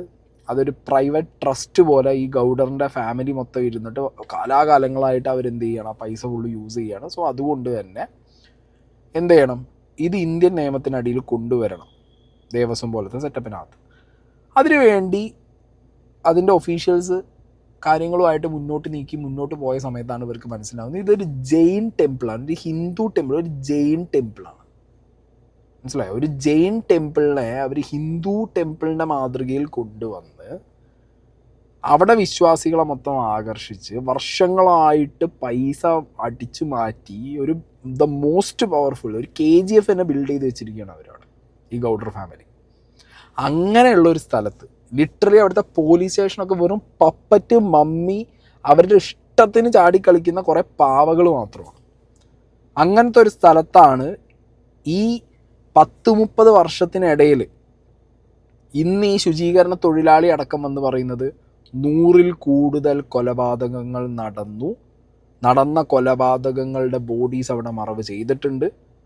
അത് ആ വ്യക്തി ചെയ്തു, മറവ് ചെയ്തു. ഇതെല്ലാം ഓരോ കേസ് എടുത്ത് നോക്കുമ്പോഴും ഇതിൻ്റെ ഓരോ അറ്റവും പോകുന്നത് ഈ ഗൗഡർ ഫാമിലിയിലേക്കാണ്. അത് നമുക്ക് ഈ കർണാടക പൊളിറ്റിക്സ് എപ്പോഴും എടുത്ത് നോക്കിയാൽ മതി. എല്ലായിടത്തും ഓരോ വോട്ട് ബാങ്കാണ്. അവിടെ ബെല്ലാരിയിലൊരു വോട്ട് ബാങ്ക് ആയിരിക്കും. ഓക്കെ, നമ്മുടെ നാട്ടിലൊക്കെ ഉള്ള പോലെ തന്നെ. ബട്ട് അവിടെ കുറച്ചും കൂടി ഈ ജാതിയുടെ പൊളിറ്റിക്സ് കൂടുതലാണ്. മണി മസിൽ പവർ പൊളിറ്റിക്സ് ഭയങ്കര കൂടുതൽ. നിലത്തിൻ്റെ ലാൻഡിൻ്റെ പൊളിറ്റിക്സ് ഭയങ്കര, കല്ലിൻ്റെ പൊളിറ്റിക്സ് ഭയങ്കര കൂടുതലാണ്. അങ്ങനെയൊക്കെയാണ് ഈ കർണാടക പൊളിറ്റിക്സ് ഡിവൈഡ് ചെയ്തിട്ടുള്ളത്. സോ ഇതാണ് സ്റ്റാർട്ടിങ്. ധർമ്മസ്ഥല എന്ന് പറഞ്ഞ സ്ഥലത്ത് ഒരു പവർഫുൾ ആയിട്ടുള്ള ഗൗഡർ ഫാമിലി, അവരവിടെ ഒരു എംപയർ ബിൽഡ് ചെയ്യുന്നു. അവരുടെ അണ്ടറിൽ ആ നാട് മൊത്തം ഒരു കൺട്രോൾ വരുന്നു. പോലീസും നിയമമൊക്കെ അവരാണ് അവിടെ. ഓക്കെ, ഈ സ്ഥലത്താണ് സൗജന്യ എന്ന് പേരുള്ള കുട്ടിയെ കാണാതാവുന്നത്. ഓക്കെ, ആ പോയിന്റ്സ് നമുക്കൊന്ന് വീഡിയോയിൽ കാണാം. 9/10/2012 a very normal day for everyone except Soujanya. Dharmasthala ಹತ್ರ ಇರುವಂತಹ ಪಂಗಳ್ ಅನ್ನೋ ಒಂದು ಸಣ್ಣ ಹಳ್ಳಿಗೆ ಬಿಲಾಂಗ್ ಮಾಡುವಂತಹ ಸೌಜನ್ಯ ತುಂಬಾನೇ ಒಳ್ಳೆ ಹುಡುಗಿ. SDM ಕಾಲೇಜ್ ಆಫ್ ಉಜ್ರಿಯಲ್ಲಿ 2nd PUC ಓದ್ತಿದ್ದಂತಹ ಇವಳು ತುಂಬಾನೇ ಬ್ರೈಟ್ ಸ್ಟೂಡೆಂಟ್ ಕೂಡ. ಸೊ ಒಂದು ದಿನ ಅಂದ್ರೆ 9 ಅಕ್ಟೋಬರ್ 2012 ಬೆಳಿಗ್ಗೆ 7:30-8 ಗಂಟೆ ಹಾಗೆ ಆಸ್ ಯೂಶುವಲ್ ತನ್ನ ಕಾಲೇಜ್ ಹೋಗೋದಕ್ಕೆ ರೆಡಿ ಆಗ್ತಿರ್ತಾಳೆ. ಅವತ್ತು ಮಂಗಳವಾರದ ದಿನ ಅಂಡ್ ಅವತ್ತು ಲೋಕಲ್ ಫೆಸ್ಟಿವಲ್ ಬೇರೆ ಇರುತ್ತೆ, ಹೊಸ ಅಕ್ಕಿ ಅಂತ. ಈ ಒಂದು ಲೋಕಲ್ ಫೆಸ್ಟಿವಲ್ ದಿನ ಮನೆ ಒಳಗಡೆ ಏನೇ ಅಡುಗೆ ಮಾಡಿದ್ರು ಹೊಸ ಅಕ್ಕಿನೇ ಬಳಸಬೇಕು. ಸೊ ಹೊಸ ಅಕ್ಕಿ ತಂದು ಬ್ರೇಕ್ಫಾಸ್ಟ್ ನ ರೆಡಿ ಮಾಡೋಷ್ಟ್ರಲ್ಲಿ ಸೌಜನ್ಯ ಅವ್ರ ತಾಯಿ ತುಂಬಾ ಲೇಟ್ ಮಾಡ್ತಾರೆ. ಸೊ ಕಾಲೇಜ್ಗೆ ಲೇಟ್ ಆಗ್ತಿದೆ ಅಂತ ಈ ಸೌಜನ್ಯ ಟಿಫಿನ್ ಸಹ ಮಾಡದೆ ಹಾಗೆ ಹೋಗ್ತಾಳೆ. ಅವಳ ತಲೆಯಲ್ಲಿ ಏನಿತ್ತು ಅಂತಂದ್ರೆ ಹೆಂಗೋ ಇವತ್ತು ಲೋಕಲ್ ಫೆಸ್ಟಿವಲ್ ಬೇರೆ ಇದೆ, ಹಾಗಾಗಿ ಮೇ ಬಿ ಕಾಲೇಜು ಬೇಗ ಬಿಡ್ಬೋದು. ಸೊ ಮಧ್ಯಾಹ್ನ ಡೈರೆಕ್ಟ್ ಮನೆಗೆ ಬಂದು ಊಟ ಬಿಡು ಅಂತ ಅವಳು ಅನ್ಕೊಂಡಿರ್ತಾಳೆ. ನೇತ್ರಾವತಿ ಬಸ್ ಸ್ಟಾಪ್ ಇಂದ ಸೌಜನ್ಯ ಮನೆಗೆ 20 ಮಿನಿಟ್ಸ್ ನ ವಾಕ್ ಇರುತ್ತೆ. ಮ್ಯಾಕ್ಸ್ ಟು ಮ್ಯಾಕ್ಸ್ 30 ಮಿನಿಟ್ ಹಿಡಿಬಹುದು. ಸೊ ಸೌಜನ್ಯ ನಡ್ಕೊಂಡು ಮನೆ ಕಡೆಗೆ ಹೋಗ್ತಾ ಇರ್ತಾಳೆ. ಒಂದ್ ಸ್ವಲ್ಪ ದೂರದಲ್ಲಿ ಪ್ರಕೃತಿ ಹಾಸ್ಪಿಟಲ್ ಅಂತ ಒಂದಿರುತ್ತೆ. ಅಲ್ಲಿನ ಸೆಕ್ಯೂರಿಟಿ ಗಾರ್ಡ್ ಸೌಜನ್ಯ ನಡ್ಕೊಂಡು ಹೋಗ್ತಾ ಇರೋದನ್ನ ನೋಡ್ತಾನೆ ಕೂಡ. ನಂತರ ಸೌಜನ್ಯ ಒಂದು 10 ನಿಮಿಷ ಹಂಗೆ ಮುಂದೆ ನಡ್ಕೊಂಡು ಹೋಗಾದ್ಮೇಲೆ ಸೌಜನ್ಯಗೆ ತನ್ನ ಮಾವ ಸಿಗ್ತಾರೆ. ಅವರು ಸೌಜನ್ಯನ ನೋಡಿ ಮಾತಾಡಿಸ್ತಾರೆ. ಯಾಕಮ್ಮ ಕಾಲೇಜಿಂದ ಇಷ್ಟು ಲೇಟ್ ಬರ್ತಿದ್ಯಾ ಅಂತ ಕೇಳ್ತಾರೆ. ಆಗ ಸೌಜನ್ಯ, ಇಲ್ಲ ಮಾವ, ಕಾಲೇಜಲ್ಲಿ ಸ್ಪೆಷಲ್ ಕ್ಲಾಸ್ ಇತ್ತು, ಹಾಗಾಗಿ ಲೇಟ್ ಆಗ್ಬಿಡ್ತು ಅಂತ ಹೇಳಿ ಒಂದೆರಡು ಮಾತಾಡಿಸಿ ನಂತರ ತನ್ನ ಮನೆ ಕಡೆ ತಾನು ಹೊರಡ್ತಾಳೆ. ಈಗ ಆ ಒಂದು ಪಾಯಿಂಟ್ ಇಂದ ಸೌಜನ್ಯಗೆ ತನ್ನ ಮನೆ ಹೋಗ್ಲಿಕ್ಕೆ 10 ನಿಮಿಷ ಬೇಕು. ಮ್ಯಾಕ್ಸ್ ಟು ಮ್ಯಾಕ್ಸ್ 20 ಮಿನಿಟ್ ಅನ್ಕೊಳ್ಳಿ. 3:45ಕ್ಕೆ ಕಾಲೇಜ್ ಬಿಟ್ರೆ ಅರೌಂಡ್ 4:30ಗೆ ಮನೇಲಿ ಇರ್ಬೇಕಾಗಿದ್ದು ಹುಡುಗಿ 6:30-7 ಗಂಟೆ ಆಗಿದ್ರು ಮನೆಗೆ ಸೇರಿರಲ್ಲ. ಸೊ ಮನೇಲಿ ಸೌಜನ್ಯ ಅವ್ರ ತಾಯಿಗೆ ಟೆನ್ಷನ್ ಸ್ಟಾರ್ಟ್ ಆಗುತ್ತೆ. ಏನಪ್ಪ ಈ ಹುಡುಗಿ ಎಷ್ಟೊತ್ತಾದ್ರೂ ಇನ್ನು ಮನೆಗೆ ಬಂದಿಲ್ವಲ್ಲ ಅಂತ. പഠിക്കാൻ പോയ കുട്ടി വീട്ടിലേക്ക് തിരിച്ചെത്തിയില്ല. ഇതിൻ്റെ ഒരു ബ്രീഫ് ഞാൻ പറഞ്ഞാൽ കന്നഡ അറിയാത്തവർക്ക്. ഈ സൗജന്യ എന്ന് പറഞ്ഞ കുട്ടി ഒരു ആവറേജ് ഫാമിലിയിലുള്ള ഒരു കുട്ടിയാണ്. അപ്പോൾ ഈ കുട്ടി പഠിക്കാൻ പോയതിന് ശേഷം ക്ലാസ്സിൽ പോകുന്ന ടൈമിൽ തന്നെ ആ കുട്ടിക്ക് അവിടെ ഒരു ഹൊസാക്കി എന്ന് പറഞ്ഞിട്ടുള്ള അവരുടെ ഈ 9 ഒക്ടോബർ 2012 സമയത്ത് ഹൊസാക്കി എന്ന് പറഞ്ഞിട്ടുള്ള ഒരു ഫെസ്റ്റിവൽ നടക്കുകയാണ് അവരുടെ നാട്ടിൽ. പഠിക്കാൻ പോയ കുട്ടി ഫെസ്റ്റിവൽ ടൈം, നാട്ടിൽ ഫെസ്റ്റിവലൊക്കെ ആണല്ലോ, അപ്പോൾ നല്ല തിരക്കും കാര്യങ്ങളൊക്കെ ഉണ്ടാവും. പെട്ടെന്ന് വീട്ടിലേക്ക് തിരിച്ചു പോകാമെന്ന് വിചാരിച്ചു സമയത്ത് സ്പെഷ്യൽ ക്ലാസ് ഉണ്ടായിരുന്നു. സ്പെഷ്യൽ ക്ലാസ്സും കൂടി അറ്റൻഡ് ചെയ്തതിനു ശേഷം കുട്ടി കുറച്ച് വൈകിട്ടാണ് തിരിച്ച് വീട്ടിലേക്ക് പോരുന്നത്. നടന്നിട്ട് പോരണം. നേത്രാവതി ബസ് സ്റ്റോപ്പിൽ ഇറങ്ങി, അവിടെ ഇറങ്ങിയ കുട്ടി വീട്ടിലേക്ക് നടന്നു പോവുകയാണ്. നടന്നു പോകുന്ന വഴിക്ക് അടുത്തുള്ളൊരു ഹോസ്പിറ്റലിലെ സെക്യൂരിറ്റി ഈ കുട്ടിയെ കണ്ടു. ഈ കുട്ടിയുടെ സ്വന്തം മാമി ഈ കുട്ടിയെ കണ്ടു. ഓക്കെ, അപ്പോൾ ഈ കുട്ടി ബസ് സ്റ്റോപ്പിൽ നിന്ന് ആകെ 10-20 മിനിറ്റ് മാത്രം നടന്ന് വീട്ടിലേക്ക് എത്തേണ്ട ദൂരത്തുനിന്ന് ഈ കുട്ടി മിസ്സാവുകയാണ്. മിസ്സായ കുട്ടിയെ 7 മണി വരെ അമ്മ കാത്തിരുന്നു. കാണാത്തതുകൊണ്ട് അച്ഛനെ വിളിക്കുന്നു. അച്ഛൻ മാമയെ വിളിക്കുന്നു. ഈ മാമ ഈ കുട്ടിയെ വഴിയിൽ നിന്ന് കണ്ട് സംസാരിച്ചതാണ്. മാമ പറയുന്നു, ഞാൻ ആ കുട്ടിയെ വഴിയിൽ നിന്ന് കണ്ടതാണല്ലോ, സംസാരിച്ചതാണല്ലോ. അവിടുന്ന് മാമ കണ്ട് സംസാരിച്ച സ്ഥലത്ത് നിന്ന് പിന്നെ വീട്ടിലേക്ക് ആകെ 10 മിനിറ്റ് അല്ലേ ഉള്ളൂ. പിന്നെ കുട്ടി അവിടെ പോയി. കുട്ടിയുടെ ഒപ്പം പഠിച്ചവരെ വിളിച്ചു. അവരൊക്കെ കൃത്യസമയത്ത് വീട്ടിലെത്തിയിട്ടുണ്ട്. നാട്ടുകാർ മൊത്തം തപ്പിയിറങ്ങി. 10-200 പേര് നാട്ടുകാർ മൊത്തം തപ്പിയിറങ്ങി. കുട്ടീനെ കാണാനില്ല. അവർ മൊത്തം നാട് ഫുള്ള് തപ്പാൻ തുടങ്ങി. ലാസ്റ്റ് ഒരു തുമ്പും കിട്ടാതെയായപ്പോൾ പോലീസ് സ്റ്റേഷനിലേക്ക് കയറിപ്പോയി. ഇവിടെ ബെൽത്തങ്കടി പോലീസ് സ്റ്റേഷൻ എന്നാണ് അവിടുത്തെ പോലീസ് സ്റ്റേഷൻ്റെ പേര്. ഈ പോലീസ് സ്റ്റേഷനിൽ ചെന്ന സമയത്ത് അവിടുത്തെ പോലീസുകാർ പറഞ്ഞാൽ അറിയോ, മിസ്സിംഗ് ആയി 24 മണിക്കൂർ കഴിഞ്ഞതിന് ശേഷം അവർക്ക് മിസ്സിംഗ് കേസ് എടുക്കാൻ പറ്റും. അതുകൊണ്ട് നിങ്ങളിപ്പോൾ നാളെ രാവിലെ വന്നു. അങ്ങനെ രാത്രി ഫുള്ള് തപ്പി, കുട്ടിയെ കിട്ടിയില്ല. കിട്ടാതായി. പിറ്റത്തെ ദിവസം രാവിലെ അവരെന്ത് ചെയ്തു, ഇത് റീസ്റ്റാർട്ട് ചെയ്തു. തപ്പുന്നത് റീസ്റ്റാർട്ട് ചെയ്തു. 300-200 ആളുകൾ നാട്ടിലെല്ലാവരും കൂടി തപ്പുന്നത് റീസ്റ്റാർട്ട് ചെയ്തു. തപ്പി തുടങ്ങി 2 മണിക്കൂറിനുള്ളിൽ ഈ കുട്ടിയുടെ ബോഡി കിട്ടുകയാണ്. ബോഡി കിട്ടിയ ഒരവസ്ഥ എന്ന് പറഞ്ഞു കഴിഞ്ഞാൽ, ഈ കുട്ടി ധരിച്ചിരുന്ന കുട്ടിയുടെ ID കാർഡിൻ്റെ വള്ളി അടക്കമെടുത്ത് കയ്യിൽ കെട്ടി ഒരു മരത്തിൽ കെട്ടി വെച്ചിരിക്കുകയായിരുന്നു ഈ കുട്ടിയുടെ ബോഡി. ഓക്കെ, ബാക്കി ഈ ബോഡിക്ക് എന്ത് സംഭവിച്ചു എങ്ങനെയാണെന്നുള്ളത് ഈ ഒരു സാധനം പ്ലേ ചെയ്തിട്ട് ഞാൻ പറയാം. ನೆಕ್ಸ್ಟ್ ದಿನ ಅಂದ್ರೆ 10 ಅಕ್ಟೋಬರ್ 2012 ಬುಧವಾರ ದಿನ ಬೆಳಿಗ್ಗೆ 10 ಗಂಟೆ ಹಾಗೆ ಸೌಜನ್ಯನ ಮನೆಯವರು ಅಂಡ್ ಊರಿನ 200-300 ಜನ ಸೇರ್ಕೊಂಡು ಅಗೇನ್ ಸೌಜನ್ಯಗೋಸ್ಕರ ಹುಡುಕಾಟ ಸ್ಟಾರ್ಟ್ ಮಾಡ್ತಾರ. ಹುಡುಕಾಟ ಪ್ರಾರಂಭಿಸಿದ್ದು ವಿತಿನ್ 2 ಅವರ್ಸ್ ಒಳಗಡೆನೆ ಸೌಜನ್ಯ ಸಿಗ್ತಾಳೆ. ಆದ್ರೆ ಶವ ಆಗಿ ಆ 200-300 ಊರಿನ ಜನ ಎಲ್ಲ ಸೇರ್ಕೊಂಡು ಏನ್ ಸೌಜನ್ಯನ ಹುಡುಕ್ತಾ ಇದ್ರು, ಅದರಲ್ಲಿ ಯಾರೋ ಒಬ್ರಿಗೆ ಸೌಜನ್ಯನ ಮನೆಯಿಂದ ಕೇವಲ 10 ನಿಮಿಷ ದೂರದಲ್ಲಿರುವಂತಹ ಒಂದು ಹಳ್ಳನ ದಡದಲ್ಲಿ ಸೌಜನ್ಯನ ಮೃತದೇಹ ಸಿಗುತ್ತಾ. ಈಗ ಸತ್ತಿರುವಂತಹ ಸೌಜನ್ಯನ ಡೆಡ್ ಬಾಡಿ ಯಾವ ಒಂದು ಕಂಡೀಷನ್ ಅಲ್ಲಿ ಇತ್ತು ಅಂತ ಹೇಳ್ತೀನಿ, ಸ್ವಲ್ಪ ಗಮನ ಇಟ್ಟು ಕೇಳಿಸ್ಕೊಳ್ಳಿ. ಅವಳ ಕೈಗಳನ್ನ ಅವಳದೇ ದುಪಟ್ಟ ಅಂಡ್ ID ಕಾರ್ಡ್ ಇಂದ ಮರಕ್ಕೆ ಕಟ್ಟಿರ್ತಾರೆ. ഞാൻ ഫുള്ളായിട്ട് വെച്ചിട്ടില്ല ഈ കുട്ടിയുടെ ബോഡിക്ക് എന്ത് സംഭവിച്ചു എന്നുള്ളത്. ഞാൻ അതിൻ്റെ ബ്രീഫിങ് ഇവിടെ സൈഡിൽ സ്ക്രീൻഷോട്ട് വെച്ചിട്ടുണ്ട്, നിങ്ങൾ വായിച്ച് നോക്കിയാൽ മതി. അത്രത്തോളം ക്രൂരമായിട്ട് ആ കുട്ടിയുടെ ദേഹത്ത് പാടുകളുണ്ടായിരുന്നു. കുട്ടിയുടെ ഷോളും കുട്ടിയുടെ ഈ കയ്യിലുള്ള ടാഗും ഉപയോഗിച്ച് കൈ ഒരു മരത്തിനോട് കെട്ടിവെച്ച് ദേഹത്ത് ഉള്ളിൽ വസ്ത്രങ്ങളില്ലാത്ത രീതിയിൽ വിവസ്ത്രയാക്കി കെട്ടിവെച്ച ഈ കുട്ടിയുടെ ദേഹത്ത് ആ കുട്ടിയുടെ ഓർഗൻ്റെ അകത്തൊക്കെ മണ്ണ് കുത്തി നിറച്ചിരിക്കുക. മനസ്സിലായോ? അതായത് ഈ കുട്ടി ബോഡി കിട്ടിക്കഴിഞ്ഞ് പോസ്റ്റ്മോർട്ടം നടത്തുമ്പോൾ അതിനകത്തുനിന്ന് തെളിവുകളൊന്നും കിട്ടരുതെന്ന് കൃത്യമായ പ്ലാനിങ്. ഇത് ഒരാളെ കൊണ്ട് ചെയ്യാൻ പറ്റുന്ന പരിപാടിയല്ല.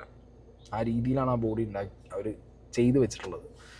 സോ അങ്ങനെ ബോഡി കിട്ടുന്നു. ഓബിയസ്ലി ബോഡി കിട്ടിക്കഴിഞ്ഞാൽ ഇൻവെസ്റ്റിഗേഷനും കാര്യങ്ങളും തുടങ്ങുള്ളൂ. ഈ ഇൻവെസ്റ്റിഗേഷൻ്റെ സമയത്താണ് ഈ ബെൽത്തങ്കടി പോലീസ് സ്റ്റേഷനിലെ പോലീസുകാരുടെ മാമാപ്പണി. ഇവിടെയുള്ള ഈ പറഞ്ഞ ഗൗഡർ കുടുംബത്തിൻ്റെ ചംച്ചാപ്പണി മാമപ്പണി എടുക്കുന്നവന്മാരാണ് അവിടെ സ്റ്റേഷനിലുള്ളവർ. അതുകൊണ്ട് തന്നെ ഇനീഷ്യൽ സ്റ്റേജിൽ പ്രൈമ ഫേസിൽ ഈ അന്വേഷണം അവർ അട്ടിമറിക്കുന്നു. അട്ടിമറിക്കുക എന്ന് പറഞ്ഞു കഴിഞ്ഞാൽ കിട്ടിയ തെളിവുകളടക്കം എല്ലാം ഇല്ലാതാക്കുന്നു. ഇതിനിടയിൽ അവർ ഒരാളെ പിടിക്കുന്നു. പിടിച്ച ആൾ ആരാണെന്നും പിടിച്ച രീതി എങ്ങനെയാണ് എന്നുള്ളതും ബാക്കി അട്ടിമറി എന്താണെന്നുള്ളതൊക്കെ നമുക്ക് ഇനിയൊരു വീഡിയോ പ്ലേ ചെയ്തിട്ട് പറയാം. ಸೌಜನ್ಯ ಬಾಡಿ ಸಿಕ್ಕಿದ್ದ ನೆಕ್ಸ್ಟ್ ದಿನ ಅಂದ್ರೆ 11 ಅಕ್ಟೋಬರ್ 2012 ಸಂಜೆ 5 ಗಂಟೆ ಹಾಗೆ ಯಾರು ಸೌಜನ್ಯನ ಪಂಡು ಮರ್ಡರ್ ಮಾಡಿದ್ನೋ ಆ ಕ್ರಿಮಿನಲ್ ಕೂಡ ಸಿಕ್ಕಿ ಬೀಳ್ತಾನೆ. ಈಗ ನೀವು ಥಿಂಕ್ ಮಾಡ್ಬೋದು, ಸೌಜನ್ಯನ ಯಾರು ಪಂಡು ಮರ್ಡರ್ ಮಾಡಿದ್ರು ಅಂಡ್ ಯಾರ ಆ ಕ್ರೈಮ್ ನ ಮಾಡಿದ್ರು ಅವನು ನೆಕ್ಸ್ಟ್ ದಿನಾನೇ ಸಿಕ್ಕಿ ಬಿದ್ದ. ಹಾಗಿದ್ರೆ ಈ ಕೇಸ್ ಯಾವಾಗ್ಲೂ ಕ್ಲೋಸ್ ಆಗ್ಬಿಡ್ಬೇಕಿತ್ತು. ಆದ್ರೂ ಸ್ಟಿಲ್ ಇವತ್ತಿನ ದಿನವರೆಗೂ ಯಾಕೆ ಈ ಕೇಸ್ ಪದೇ ಪದೇ ನ್ಯೂಸ್ ಅಲ್ಲಿ ಬರುತ್ತೆ ಅಂದ್ರೆ, ನಮ್ ದೂತ ಸಭೆಯ ಪ್ರಜೆಗಳೇ ರೆಡಿ ಆಗಿ, ಆರೋಪಿ ಸಿಕ್ಕಾದ್ಮೇಲೆ ಈ ಕೇಸು ಕ್ಲೋಸ್ ಆಗಿಲ್ಲ. ಆಕ್ಚುಲಿ ಈ ಕೇಸು ಓಪನ್ ಆಗಿದ್ದೆ ಈಗ. ನೋಡಿ, ಸೌಜನ್ಯನ ಬಾಡಿ ಸಿಕ್ಕಿದ್ದು ನೆಕ್ಸ್ಟ್ ದಿನ ಅಂದ್ರೆ 11 ಅಕ್ಟೋಬರ್ 2012. PSI ಯೋಗೇಶ್ ಅವರು ಯಾರನ್ನ ಈ ಕೇಸಲ್ಲಿ ಅರೆಸ್ಟ್ ಮಾಡಿದ್ರು ಅಂದ್ರೆ ಆತನ ಹೆಸರು ಬಂದು ಸಂತೋಷ್ ರಾವ್. 28-29 ವಯಸ್ಸಿರುವಂತಹ Santosh Rao first of all ಧರ್ಮಸ್ಥಳದವನು ಅಲ್ವೇ ಅಲ್ಲ, ಅವನು ಶೃಂಗೇರಿ ಅವನು. ಸಂತೋಷ್ ರಾವ್ ನ ತಂದೆ ಸ್ಕೂಲ್ ಟೀಚರು ಅಂಡ್ ತಾಯಿ ಹೌಸ್ ವೈಫ್. ಸಂತೋಷ್ ಮೊದ್ಲಿಂದನೂ ಒಂದ್ ಸ್ವಲ್ಪ ಮೆಂಟಲಿ ಇಲ್ಲಿರೋದ್ರಿಂದ ಅವನಿಗೆ ವಿದ್ಯೆ ಬರಹ ಅನ್ನೋದು ತಲೆಗೆ ಹೋಗಿರಲ್ಲ. ಹಾಗಾಗಿ ಅವನು ಶೃಂಗೇರಿಯಲ್ಲಿ ಒಂದು ಹೋಟೆಲ್ ಅಲ್ಲಿ ಕೆಲಸ ಮಾಡ್ತಿರ್ತಾನೆ. ಮೆಂಟಲಿ ಅನ್ಸ್ಟೇಬಲ್ ಇದ್ರೂ ಸಹ ಈತನಿಗೆ ದೇವ್ರ ಮೇಲೆ ಬಹಳ ನಂಬಿಕೆ ಇರುತ್ತೆ. ಹಾಗಾಗಿ ತಿಂಗಳಿಗೆ ಒಮ್ಮೆ ಆದ್ರೂ, ಅಟ್ಲೀಸ್ಟ್ 2 ತಿಂಗಳಿಗೆ ಒಮ್ಮೆ ಆದ್ರೂ ಈತ ಯಾವ್ದಾದ್ರು ಒಂದು ಪುಣ್ಯಕ್ಷೇತ್ರಕ್ಕೆ ವಿಸಿಟ್ ಮಾಡಿ ಬರ್ತಿರ್ತಾನೆ. ಹಾಗೇನೆ ಈ ಸತಿನೂ ಸಹ ಈತ ಧರ್ಮಸ್ಥಳಕ್ಕೆ ಬಂದಿರ್ತಾನೆ. ಇವನು ಧರ್ಮಸ್ಥಳಕ್ಕೆ ಬಂದಿದ್ದು ದಿನಾಂಕ 9 ಅಕ್ಟೋಬರ್ 2012. ಈ ದಿನಾಂಕನ ಸ್ವಲ್ಪ ನೋಟ್ ಮಾಡಿ ಇಟ್ಕೊಳ್ಳಿ, ಯಾಕಂದ್ರೆ ಮುಂದೆ ಈ ಕೇಸಲ್ಲಿ ಇದೇ ಮೇಜರ್ ಟರ್ನಿಂಗ್ ಪಾಯಿಂಟ್. ಸೊ ಸೌಜನ್ಯನ ಡೆತ್ ಆಗಿಂತ ಒಂದು ದಿನ ಹಿಂದೆ ಧರ್ಮಸ್ಥಳಕ್ಕೆ ಬಂದಿರುವಂತಹ ಸಂತೋಷ್ ರಾವ್ಗೆ ಎಲ್ಲನೂ ಉಳ್ಕೊಳ್ಳಿಕ್ಕೆ ಹೋಟೆಲ್ ಅಲ್ಲಿ ಅಥವಾ ಲಾಡ್ಜ್ ಅಲ್ಲಿ ರೂಮ್ ಸಿಗಲ್ಲ.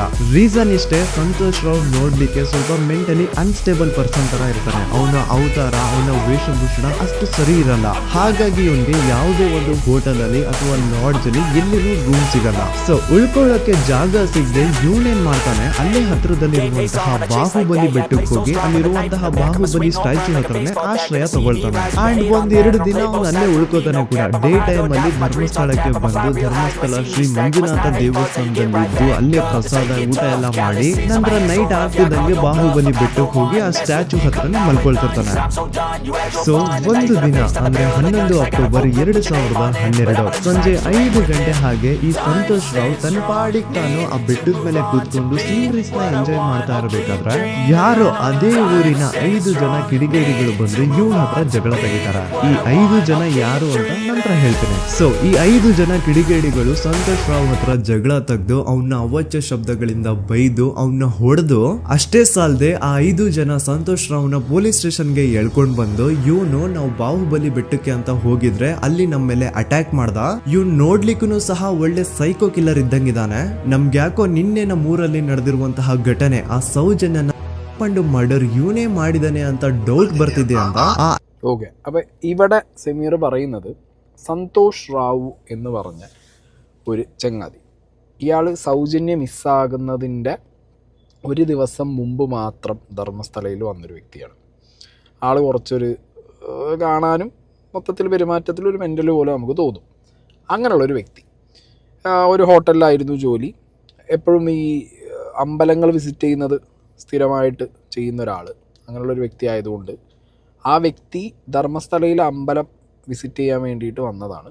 സൗജന്യം മിസ്സാവുന്നതിന് ഒരു ദിവസം മുമ്പ് അവിടെ വന്നു. അയാളുടെ നോട്ടവും അയാളുടെ ഇരിപ്പും നടത്തവും സംസാരത്തിലൊന്നും ആരും അയാൾക്ക് റൂം കൊടുത്തില്ല. അതുകൊണ്ട് തന്നെ അമ്പലത്തിൽ വന്നിട്ട് അന്നദാനം സാധനമൊക്കെ കഴിച്ചിട്ട് അടുത്തുള്ളൊരു മലേൻ്റെ മുകളിലായിട്ട് ഒരു ബാഹുബലി സ്റ്റാച്യു ഉണ്ട്, അവിടെ പോയിട്ടിരിക്കും. അവിടെയാണ് ആളുടെ താമസം. സൗജന്യ മിസ്സായി. നെക്സ്റ്റ് ഡേ സൗജന്യേൻ്റെ ബോഡി കിട്ടി. And the very next moment ഇവർക്ക് ഈ പറഞ്ഞ സന്തോഷ് റാവുവിനെ 5 പേര് ചേർന്ന് ഈ ബാഹുബലി സ്റ്റാച്യുവിൻ്റെ അവിടെ പോയിട്ട് പിടിക്കുകയാണ്. ഇവൻ തന്നെയാണ് കുറ്റക്കാരൻ, മനസ്സിലായി? ഇവൻ തന്നെയാണ് കുറ്റക്കാരൻ എന്ന് പറഞ്ഞിട്ട് അവനെ അടിച്ച് തല്ലി അവിടെ നിന്ന് തൂക്കിയെടുത്തിട്ട് ബെൽത്തങ്കടി പോലീസ് സ്റ്റേഷനിൽ പോലീസുകാർ അതിൽ കൊണ്ടുപോയി കൊടുക്കുന്നു. ബെൽത്തങ്കടി പോലീസ് സ്റ്റേഷനിലെ പോലീസുകാരാണെന്നുണ്ടെങ്കിൽ നല്ല കുട്ടികളാണ്. ഈ 5 പേര് ആരാന്നുള്ളത് വഴിയെ നിങ്ങൾക്ക് മനസ്സിലാവും. ആൻഡ് ഈ പറഞ്ഞ സന്തോഷ് റാവു ഇവിടെ വന്ന ഡേറ്റൊക്കെ ഭയങ്കര ക്രൂഷ്യലായിരുന്നു. ഓക്കെ, അതായത് സൗജന്യ മിസ്സാവുന്നതിൻ്റെ ഒരു ദിവസം മുമ്പ് മാത്രമേ ഈ ധർമ്മസ്ഥല എന്ന് പറഞ്ഞ സ്ഥലത്തേക്ക് ഈ പറഞ്ഞ സന്തോഷ് റാവു എത്തിയിട്ടുള്ളൂ. അപ്പം അങ്ങനെ സന്തോഷ് റാവു എന്ന് പറഞ്ഞ ആളെ ഇവരെല്ലാവരും കൂടി പിടിച്ച് 5 പേര് പോലീസ് സ്റ്റേഷനിൽ കൊണ്ടുപോയി കൊടുത്ത് പോലീസുകാർ അപ്പം തന്നെ കേസ് കൂട്ടി ഇവൻ തന്നെ പ്രതിയെന്നും പറഞ്ഞ് സംഗതി ഫുള്ള് കൊട്ടിഘോഷിച്ച് നാട്ടുകാരൊക്കെ ഈ സന്തോഷ് റാവുവിനെതിരെ റാലി ഇറങ്ങി ജാതിയും വിളിച്ച് ഭയങ്കരമായിട്ട് പോലീസിനെയൊക്കെ പൊക്കി പറഞ്ഞ് അങ്ങനെ പോയി. പക്ഷെ അവിടെയാണ് പ്രശ്നങ്ങളുടെ തുടക്കം വരുന്നത്. അവിടെ നിന്നാണ് ഈ കേസ് മാറി തുടങ്ങുന്നത്.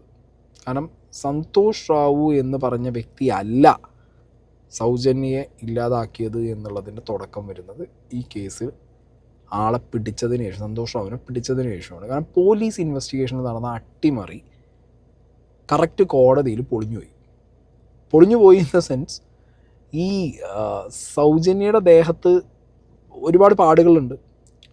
കൂട്ടത്തിൽ ആ കുട്ടിയെ അവർ ഉപദ്രവിച്ച സമയത്ത് സെമൻ ഉണ്ടാവും. അപ്പോൾ അത് കളക്ട് ചെയ്തിട്ടുണ്ടായിരുന്നു ഡോക്ടേഴ്സ്. അത് ഈ പോലീസുകാരെ കയ്യിൽ കൊടുത്തിട്ട് കൃത്യസമയത്ത് ടെസ്റ്റിന് അയക്കാൻ പറഞ്ഞപ്പോൾ അവരത് എടുത്തു വെച്ചു. പൂപ്പൽ വരുന്നവരെ എടുത്തു വെച്ചു. പ്രതി ഓൾറെഡി കിട്ടി. അവനാണത് കുറ്റം ചെയ്തതെന്നുള്ളത് സമ്മതിപ്പിച്ച്, അതായത് സമ്മതിച്ചിട്ടില്ല, അവൻ സന്തോഷ് റാവു സമ്മതിച്ചിട്ടില്ല, പക്ഷേ എല്ലാ 3-ാം മുറയും പ്രയോഗിച്ച് സമ്മതിപ്പിച്ചാണ്. അങ്ങനെ ഉള്ളൊരു വ്യക്തിയെ ഇവൻ തന്നെയാണ് പ്രതി എന്നുള്ളതിലേക്ക് എത്തിക്കണമെങ്കിൽ എന്താ ചെയ്യണ്ടേ? ഇവൻ്റെ സമനും ആ കുട്ടിയുടെ ദേഹത്ത് നിന്ന് കിട്ടിയ സമനും കൂടി എന്ത് ചെയ്യണം? ഇവർ ടെസ്റ്റിന് അയക്കണം. അതൊന്നും ഇവർ ചെയ്തില്ല. അവിടുത്തെ എല്ലാ തെളിവുകളും നശിപ്പിക്കാനുള്ള പരിപാടിയാണ് പോലീസുകാർ ചെയ്തത്. കൂട്ടത്തിൽ ഇവനെ പിടിച്ച് പ്രതിയാക്കിയിടുകയും ചെയ്തു. ഇത് ഈ കേസിൽ മാത്രമല്ല, ഇനി മുന്നോട്ട് ഈ വീഡിയോയിൽ നിങ്ങൾക്ക് മനസ്സിലാവും ഏതൊക്കെ കേസിലാണ് ഇവർ ഈ പറഞ്ഞ സന്തോഷ് റാവുവിനെ പ്രതിയാക്കിയതെന്നും അതെങ്ങനെയാണ് ഇപ്പോൾ ധർമ്മസ്ഥലയിൽ ഈ ശുചീകരണ തൊഴിലാളി പറഞ്ഞ ഈ കൂട്ടക്കൊലയിലേക്ക് കണക്റ്റ് ആവുന്നതെന്നുള്ളത്. ഓക്കെ, ബാക്കിയാണ്. ಸೌಜನ್ಯನ ಬಾಡಿನ ಪೋಸ್ಟ್ ಮಾರ್ಟಮ್ಗೆ ಕಳಿಸಿದಾಗ ಡಾಕ್ಟರ್ಸ್ ಹಂಗೋ ಹಿಂಗೋ ಮಾಡಿ ಇಂದ ಕೆಲವೊಂದು ಸ್ಪರ್ಮ್ ನ ಸ್ಯಾಂಪಲ್ಸ್ ಕಲೆಕ್ಟ್ ಮಾಡ್ತಾರ. ಅದನ್ನ ಅವರು PSI ಯೋಗೇಶ್ಗೆ ಕೊಟ್ಟು ಇದನ್ನ ವಿತಿನ್ 72 ಅವರ್ಸ್ ಒಳಗಡೆ ಇನ್ನೊಂದು ಲ್ಯಾಬ್ ಗೆ ಸಬ್ಮಿಟ್ ಮಾಡಿ ಅಂತ ತುಂಬಾ ಕ್ಲಿಯರ್ ಆಗಿ ಹೇಳ್ತಾರ. ಆದ್ರೆ PSI ಯೋಗೇಶ್ ಆ ಸ್ಪರ್ಮ್ ಸ್ಯಾಂಪಲ್ಸ್ ನ ವಿತಿನ್ 72 ಅವರ್ಸ್ ಒಳಗಡೆ ಲ್ಯಾಬ್ ಕಳ್ಸೋದಿರ್ಲಿ, ಅದನ್ನ 12 ದಿನ ಆದ್ಮೇಲೆ ಲ್ಯಾಬ್ ಕಳಿಸ್ತಾರ. അഷ്ടോത്തിക്ക് ഓൾറെഡി ആ സ്പേം സാമ്പിൾസ്ಗೆಲ್ಲ ഫംഗസ് ಹಿಡಿದು ಅದು അൺഫിറ്റ് ഫോർ ടെസ്റ്റിംഗ് ಅಂತ ಬರುತ್ತೆ. ഓക്കെ, അപ്പോൾ ഇവിടെ പോലീസുകാർ ആദ്യം CCTV ഫുട്ടേജ്, ഈ കുട്ടിയെ ഒരു സെക്യൂരിറ്റി ബസ് ഇറങ്ങിയതിന് ശേഷം ഒരു അവിടുത്തെ കോളേജിൻ്റെ മുന്നിൽ നിന്ന് കണ്ടു എന്ന് പറഞ്ഞല്ലോ, പ്രാകൃതി കോളേജ്. അതിൻ്റെ CCTV ഇവരെന്ത് ചെയ്തു, കട്ട് ചെയ്ത് അത് വർക്ക് ചെയ്യുന്നില്ല എന്ന ഇതിൽ അത് അവന്മാർ അടിച്ച് ഒഴിവാക്കി. അതിനുശേഷം ഇതിനകത്ത് ഈ സന്തോഷ് റാവുവിനെ പിടിച്ചതിന് ശേഷം ഈ ടെസ്റ്റ് നടത്താൻ വേണ്ടിയിട്ട് ഇവരൊരു തരത്തിലുള്ള മുൻകൈ കൊടുത്തില്ല. സൗജന്യൻ്റെ ദേഹത്തു നിന്ന് കിട്ടിയ സ്പോംസ് വരെ അവരെന്ത് ചെയ്തു, ആ സാധനം വരെ അവർ പ്രോപ്പറായിട്ട് എന്ത് ചെയ്തില്ല, ടെസ്റ്റിന് അയച്ചില്ല. അതിൽ ഫംഗസ് വരുന്നവരെ അവരെടുത്ത് വെച്ചു. പിന്നെയും ഒരുപാട് തെളിവ് നശിപ്പിക്കുന്ന പരിപാടികളും സന്തോഷ് റാവുവിലേക്ക് കുറേ തെളിവ് കൊണ്ടുപോയി ഇടുന്ന പരിപാടികളും വെൽത്തങ്കടി പോലീസ് സ്റ്റേഷനിൽ പോലീസുകാർ ഗൗഡർ ഫാമിലിക്ക് വേണ്ടി ചെയ്തു കൊടുത്തു. ഓക്കെ, കേസ് പൊളിയുന്നത് ഈ പറഞ്ഞ പോലെ ഈ സന്തോഷ് റാവു എന്ന് പറഞ്ഞ വ്യക്തി മെൻ്റലാണ്. അയാൾക്കൊരു ഡിസീസ് ഉണ്ട്. ആ ഡിസീസ് എന്താണെന്ന് ഞാൻ ഈ വീഡിയോയിൽ പറയുന്നില്ല. അയാൾക്കൊരു സ്ത്രീയുടെ ഒപ്പം ഒന്നും ആവാൻ പറ്റില്ല, ഒരു സ്ത്രീ ഒന്നും ചെയ്യാൻ പറ്റില്ല, അതാണ് അയാളുടെ ഡിസീസ്. പിന്നെ ഇയാൾ വന്ന ഡേറ്റ്, നേരത്തെ ഞാൻ പറഞ്ഞ പോലെ സൗജന്യ എന്ന് പറഞ്ഞ ഈ കുട്ടി മിസ്സാവുന്നതിൻ്റെ ഒരു ദിവസം മുമ്പ് മാത്രം വന്ന ഒരാൾ.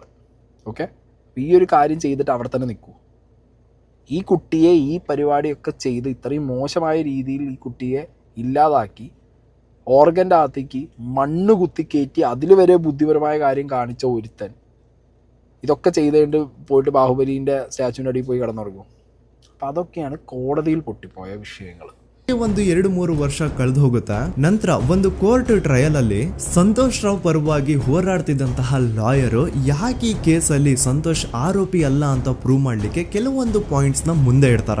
ಅದೇನಂತಂದ್ರೆ ಮೊದಲನೇದಾಗಿ ಸಂತೋಷ್ ರಾವೇ ಈ ಕ್ರೈಮ್ ನ ಮಾಡಿದಾನೆ ಅಂತ ಒಬ್ರುನು ಒಂದೂನು ಐ ವಿಟ್ನೆಸ್ ಇರಲ್ಲ. ಇನ್ನೊಂದೇನು ಅಂತಂದ್ರೆ ಯಾವೊಂದು ಕಂಡೀಷನ್ ಅಲ್ಲಿ, ಯಾವೊಂದು ಬ್ರೂಟಲ್ ಕಂಡೀಷನ್ ಅಲ್ಲಿ ಸೌಜನ್ಯನ ಬಾಡಿ ಸಿಕ್ಕಿತ್ತೋ ಅದನ್ನ ಗಮನದಲ್ಲಿಟ್ಕೊಂಡು ಸ್ವಲ್ಪ ಪ್ರಾಕ್ಟಿಕಲ್ ಆಗಿ ಥಿಂಕ್ ಮಾಡಿದ್ರೆ ಆ ಒಂದು ಭೀಕರ ಕ್ರೈಮ್ ನ ಒಬ್ನೇ ಮಾಡ್ಲಿಕ್ಕೆ ಸಾಧ್ಯನೇ ಇಲ್ಲ. ಇನ್ನೊಂದು ಪಾಯಿಂಟ್ ಏನು ಅಂತಂದ್ರೆ ಸೌಜನ್ಯನ ಇಂದ ಪೊಲೀಸ್ ಅವ್ರಿಗೆ ಯಾವುದೇ ಸ್ಪರ್ಮ್ ಸ್ಯಾಂಪಲ್ ಸಿಗ್ಬಾರ್ದು ಅಂತ 6 ಇಂಚು ಅಷ್ಟು ಮಣ್ಣು ಹಾಕಿರ್ತಾರ. ಸೊ ಈಗ ನೀವೇ ಹೇಳಿ, ಮೆಂಟಲಿ ಇಲ್ಲಿರುವಂತಹ ಪರ್ಸನ್ಗೆ ಇಷ್ಟೊಂದು ಬುದ್ಧಿವಂತಿಕೆ ಇರುತ್ತಾ ಅನ್ಕೊಳ್ಳಿ. ಅಷ್ಟೊಂದು ಬುದ್ಧಿವಂತಿಕೆ ಅವ್ನಿಗಿದ್ರೂನು ಆ ಕ್ರೈಮ್ ಮಾಡಾದ್ಮೇಲೆ ಅವನ ಆ ಊರಿಂದ ಓಡ್ ಹೋಗ್ಬೋದಾಗಿತ್ತು. ಆದ್ರೆ ಮತ್ತ್ಯಾಕೆ ಅವನು ಅದೇ ಊರಲ್ಲೇ ಇರ್ತಾನೆ. ಅಂಡ್ ಸೌಜನ್ಯ ಕೊನೆಯದಾಗಿ ಪ್ರಕೃತಿ ಹಾಸ್ಪಿಟಲ್ ಮುಂದ್ಗಡೆಯಿಂದ ನಡ್ಕೊಂಡು ಹೋಗ್ತಾ ಇರ್ಬೇಕಾದ್ರೆ ಆ ಪ್ರಕೃತಿ ಹಾಸ್ಪಿಟಲ್ ನ ಸೆಕ್ಯೂರಿಟಿ ಗಾರ್ಡ್ ನೋಡ್ತಾನೆ. ಅಂಡ್ ಪ್ರಕೃತಿ ಹಾಸ್ಪಿಟಲ್ ನ ಆಚೆಗಡೆ CCTV ಕ್ಯಾಮರಾನು ಇರುತ್ತೆ. ಸಡನ್ಲಿ ಆ CCTV ಫುಟೇಜ್ ಕೂಡ ಕಾಣೆ ಆಗ್ಬಿಡುತ್ತಾ. ಇನ್ನೊಂದೇನು ಅಂತಂದ್ರೆ ಸೌಜನ್ಯ ಮರ್ಡರ್ ಆಗಿದ್ದು ನೆಕ್ಸ್ಟ್ ದಿನಾನೇ ಪೊಲೀಸ್ ಅವರು ಆರೋಪಿನ ಹಿಡಿದ್ರು.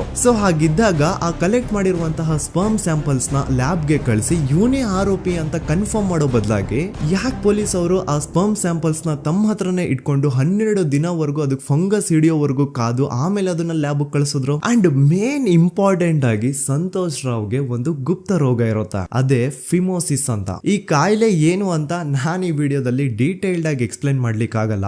ಜಸ್ಟ್ ತಿಳ್ಕೊಳ್ಳಿ, ಈ ಒಂದು ಕಾಯಿಲೆ ಇರೋರು ಇಂಟಿಮಸಿ ಮಾಡ್ಲಿಕ್ಕೆ ಆಗಲ್ಲ. ಇನ್ ಕೇಸ್ ಮಾಡಿದ್ರು ಅವರು സുഖ അല്ല നരക കാണിത്താറ. അപ്പോൾ സമീർ പറഞ്ഞ ഞാൻ നേരത്തെ പറഞ്ഞ കാര്യങ്ങളാണ്. അതായത് കോടതിയിൽ ഇത് പൊട്ടിപ്പോയി. ഇനീഷ്യൽ സ്റ്റേജിൽ ഐ വിറ്റ്നസ് ഇല്ല, CCTV ഫുട്ടേജ് അടിച്ചു മാറ്റി അവർ കൊണ്ടുപോയി. ഈ പറഞ്ഞ സ്പേം അവർ ടെസ്റ്റ് ചെയ്യാൻ വിട്ടില്ല. ഇവന് ഓൾറെഡി ഒരു രോഗമുണ്ട് ഈ സന്തോഷ് റാവുവിന്. ഒരു സ്ത്രീയുമായിട്ട് ഇവനൊരു ഇൻറ്റിമസി നടത്താൻ പറ്റില്ല. പിന്നെ ഇവൻ വന്ന ടൈം ഇത്രയും ഒരു ക്രൈം ചെയ്ത് ഇത്രയും കൊടൂരമായൊരു സംഗതി ഇവനെ കൊണ്ട് ഒറ്റയ്ക്ക് ചെയ്യാൻ പറ്റില്ല. ഇവൻ ചെയ്ത രീതി വെച്ച് നോക്കുകയാണെന്നുണ്ടെങ്കിൽ ഇവൻ അവിടുന്ന് സ്ഥലം വിടേണ്ടതാണ്. ഇത്രയൊക്കെ കാര്യങ്ങൾ കോടതിയിൽ നിരത്തി സന്തോഷ് റാവുവിൻ്റെ വക്കീൽ കേസ് പൊട്ടി. പോലീസുകാരിത് നേരെ ഇൻവെസ്റ്റിഗേഷൻ CBIക്ക് വിട്ടു. സന്തോഷ് റാവു അല്ലെങ്കിൽ പിന്നെ ആര്? സന്തോഷ് റാവു ആണെങ്കിൽ അതെങ്ങനെ എന്നുള്ള ചോദ്യമായിട്ട് CBIക്ക് കൊടുത്തു. ഇവരുടെ ഒരു മണി മസിൽ പവറുണ്ട് ഈ ഗൗഡർ കുടുംബത്തിന്. ഇവന്മാരിത് CBIയുടെ അടുത്ത് അട്ടിമറിച്ചു. CBIനെ കൊണ്ട് പിന്നെ പ്രത്യേകിച്ച് ഒന്നും ചെയ്യാൻ പറ്റില്ല. പ്രിലിമിനറി ഫേസിൽ, പ്രൈമ ഫേസിലൊരു കേസ് പോലീസുകാർ തെളിവ് നശിപ്പിച്ചു കഴിഞ്ഞാൽ പിന്നെ കോടതി നേരിട്ട് ഇറങ്ങി വന്നിട്ടും കാര്യമില്ല. പിന്നെ CBI വന്നാലല്ലോ നടക്കും. ഒന്നും നടക്കാൻ പോകുന്നില്ല. 4-5 കൊല്ലം കോടതി ഈ പറഞ്ഞ CBIക്ക് സമയം കൊടുത്തു. CBI അന്വേഷിച്ചു. CBIയും ലാസ്റ്റ് അതേ റിപ്പോർട്ടുമായിട്ട് വന്നു. ഏത് സന്തോഷ് റാവു തന്നെയാണ് ഈ സൗജന്യയെ തീർത്തത്. എങ്ങനെ ഇരിക്കണം? അപ്പോൾ അവിടെ അതും പൊളിഞ്ഞു പോയി.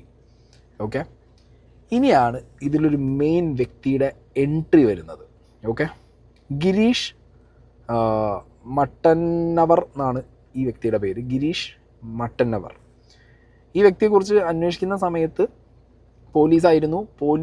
പോലീസിൽ നടക്കുന്ന കുറേ എന്താ പറയുക ഇല്ലീഗൽ കാര്യങ്ങൾക്കെതിരെ എന്ന് പറഞ്ഞ് ഇയാളെവിടെ കൊണ്ടുപോയിട്ട് ഒരു ബോംബൊക്കെ വെച്ച് ഒരു കോളൊക്കെ വിളിച്ച് അങ്ങനെ പോലീസിൽ നിന്ന് ഇയാൾക്കെതിരെ ഒരു കേസൊക്കെ വന്ന് പിന്നെ ലേറ്റർ ഓൺ അയാളത് കൺഫസ് ചെയ്ത് അതിനുശേഷം ഇതേപോലുള്ള നിയമത്തിന് എതിരെയായിട്ട് നടക്കുന്ന കാര്യങ്ങളും സാധാരണക്കാർക്ക് നീതി കിട്ടാത്തൊരവസ്ഥയിലും ഈ ഫോർ ദ പീപ്പിൾ പോലത്തെ ഒരു സെറ്റപ്പ് അങ്ങനെ ഉള്ളൊരു മനുഷ്യൻ.